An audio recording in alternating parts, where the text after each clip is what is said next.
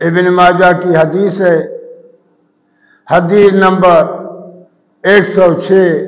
یہی حدیث صحیح بخاری میں ہے، حدیث نمبر 3671۔ حضرت عبداللہ بن سلمہ فرماتا ہے کہ سمعت علی رضی اللہ تعالیٰ عنہ، میں نے حضرت علی رضی اللہ تعالیٰ عنہ سے سنا، یقول، آپ نے فرمایا، خیر الناس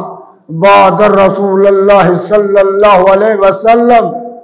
اللہ کے رسول صلی اللہ علیہ وسلم کے بعد اس امت میں اگر افضل لوگوں میں سب سے زیادہ افضل اور چاند والا بندہ ہے تو وہ ابوبکر ہے۔ وخیر الناس بعد ابا بکر رضی اللہ تعالیٰ عنہ عمر، اور حضرت ابا بکر کے بعد اس امت میں اگر چاند والا عزت والا رتبہ والا بندہ ہے